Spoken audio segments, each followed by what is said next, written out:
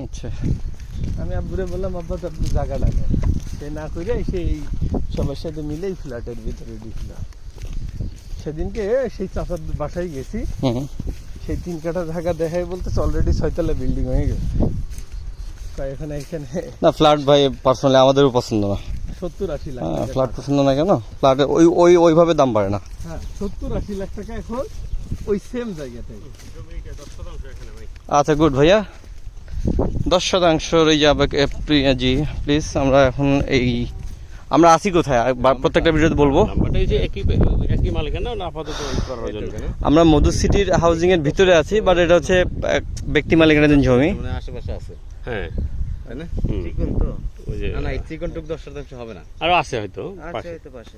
মাপতে হবে কিন্তু একটা ডিভাইডেড কিন্তু বোঝা যাচ্ছে। ডিভাইডে বোঝা যাচ্ছে, মানে ওরা ওই যে মালিক এখানকার না, মালিক ঢাকার। হ্যাঁ হ্যাঁ হ্যাঁ, উনি এখানকার স্থানীয় লোকজন যারা ওই চাষাবাদ করে খায় আর কি, যার কারণে যে যা মাপে খাইতে আছে, এই যে যার জমি 10 বছর কাছে আয় না।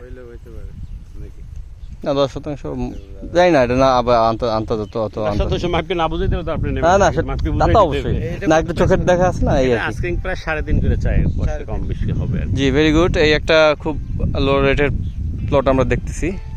আর যদি ওদিকটা যান, এই যে কলা গাছ, ওই আছে 42। আচ্ছা আমি একটু জুম করার চেষ্টা করব। ওই যে কলা গাছ দেখা যাচ্ছে মনে হচ্ছে। ওই দিকটা মনে করেন ওটাও আস্কিং প্রাইস 3,20,000। 42%। না এগুলো হচ্ছে কি আপনাদের দীর্ঘমেয়াদী একটা প্ল্যান থাকতে হবে।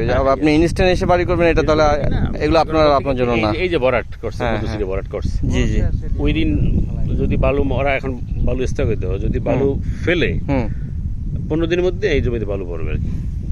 ঠিক আছে, এটা যদি বালু পড়া শুরু করে ওরা, এই যে 15 দিন না হলে বালু পড়বে, মানে বালু যখন পড়া শুরু করবে প্রথম দিকে এই দিকে পড়বে। এটা মধ্যে শর্ট টাইমের মধ্যে মধুসিরে ঢুকবে আর কি। তখন আপনি অ্যাডজাস্টমেন্ট করে নিতে হবে। এই যে জাস্ট ওই যে ওই উঁচু জমিটাই হচ্ছে মধুসিরে বালু ফেলছে। যেগুলো এইসব ল্যান্ড আসলে পরে গেইনার হইতে হয়, আপাতত মানে ফল বোঝা যায় না। আমি ওই আমার বাকি মেম্বারদের বলতেছি আর কি। হ্যাঁ এটা বিবেচনা করা যেতে পারে, আমরা পরে আলোচনা করব। এই রেটে আর আছে ভাই?